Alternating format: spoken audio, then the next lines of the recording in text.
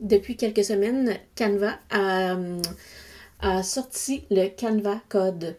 Donc, ça nous permet de pouvoir faire du code HTML et de pouvoir l'intégrer à un site, ce qui est vraiment bien.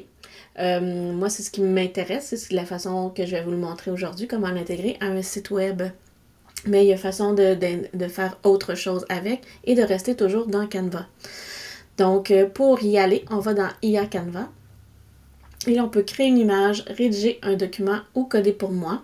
Moi, c'est ce qui m'intéresse. On a quand même la génération d'images qui sont suggérées ici. Donc, on peut découvrir ce qu'il nous suggère.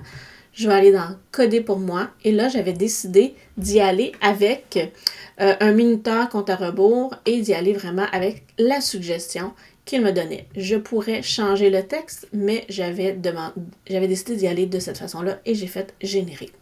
Donc, je vous montre ce que ça l'a donné. Si je reviens ici, par en arrière, erreur.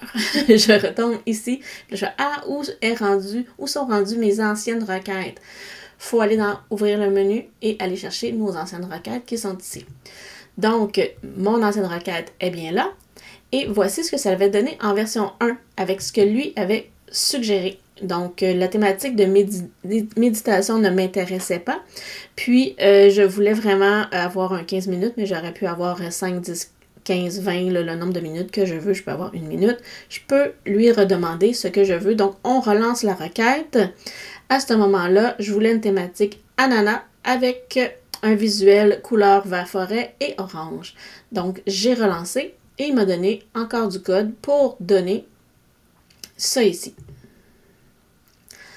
Donc, je vais quand même revenir vous montrer dans le premier pas ici, le code, ce que ça donne. Vous voyez, il est encore en train de faire ma requête de tantôt.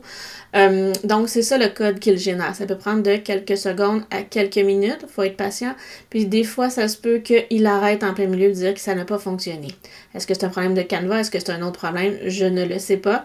Mais n'hésitez pas à redemander ou d'attendre si ça ne fonctionne plus. Donc, je retourne dans mon ancienne requête. Et là, après ça, on peut regarder si je veux voir mes anciennes versions.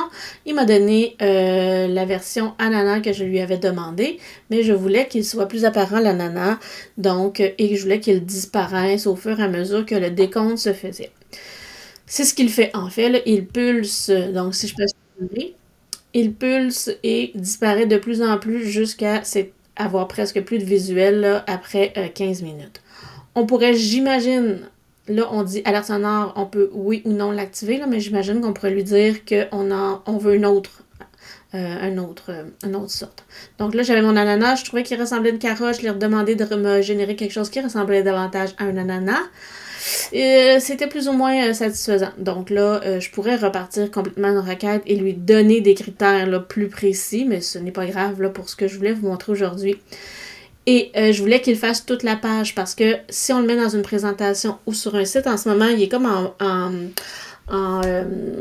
comme en cellulaire, un peu là, en mode cellulaire sur le long. Donc, je voulais quelque chose qui s'étende sur toute la page. Donc, c'est ce que je lui avais demandé. Et voici la dernière version qu'il m'a donnée. Donc, voilà. Et là, je veux l'utiliser dans une création. Si c'est pour mettre sur un site web à sortir de Canva, je vous suggère de le mettre site web. Pas besoin de le publier là, par la suite là, en tant que site web de Canva, là, mais c'est ce que je vous suggère. Donc, je vais avec site web ici. Et là, vous voyez qu'il n'est pas centré. Donc, n'hésitez pas, on peut le rebouger un peu. Donc, je pourrais le rebouger et l'étendre. Je ne peux pas les rejouer dedans, par contre. Mais ça, c'est des choses qu'on pourrait refaire aussi, dire qu'on veut que tel bouton soit, qu'on peut bouger des choses là, à l'intérieur de la création. On pourrait le demander en requête.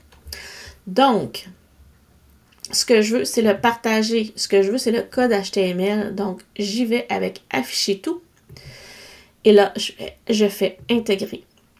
Donc, rendre la publication publique, donc le code public, et je fais copier. Maintenant, je vais sur mon Google Site, qui est un site que j'utilise pour faire mes tests. Donc, je suis sur mon site. J'ai déjà fait générer aussi par Canva un jeu de cette façon-là. Je vous montrerai comment ça fonctionne par la suite. Donc, je clique deux fois au centre et la petite intégration. Je pèse sur intégrer et je ne veux pas intégrer un lien URL, donc à partir d'une URL, mais bien un code HTML que je vais aller copier ici. Donc, je pèse sur suivant, je fais insertion. Donc, si je le veux plus gros, je vais le chercher plus gros. De cette façon-là. Et là, je vais le publier sur mon site web. Donc, si je viens ici, mon minuteur est bien là, je vais le refaire un petit rafraîchir. Et là, je peux l'utiliser de cette façon-là. Maintenant, c'est supposé fonctionner, on dirait qu'il ne fonctionne pas là. Je vais juste revoir pour voir, là. Mais les boutons ne fonctionnent pas. Là. Je ne l'avais pas testé ma dernière version, là, mais habituellement, ils fonctionnent en version finale. Je peux quand même vous montrer ici ce que j'avais fait faire. J'avais fait faire l'association de mots. Donc, si je retourne ici. Donc, l'association de mots ici fonctionnait. Je pouvais prendre le mot et cliquer à l'endroit où je voulais qu'il se dépose. Donc, ça aussi, c'est quelque chose qu'on peut faire avec Canva. On peut faire vérifier aussi, donc des petits quiz comme ça. Là, voilà, j'ai réussi à le mettre. Donc, ça m'a pris quelques instants. Peut-être que j'avais mal pesé tantôt. Donc, vous voyez, mon minuteur est là en classe. Pour moi, il a été fait avec mon visuel. Donc, il ne faut pas hésiter. Là, je ne sais pas pourquoi il y a la difficulté à cliquer dessus. C'est quelque chose que je vais référer par la suite. Mais si je reviens, donc, il ne faut pas hésiter à relancer. Donc, plus on est clair de ce qu'on veut, plus ça va être facile d'avoir un résultat qui nous convient. Donc, voici comment on utilise l'IA de Canva et comment on l'intègre sur un Google Site.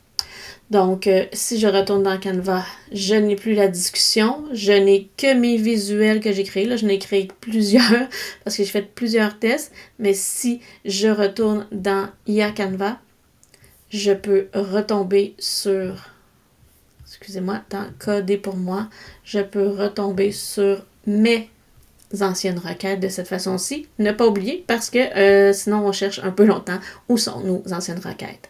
Donc, voici comment on intègre l'IA de Canva, comment on l'utilise, le code pour créer un outil qui nous convient.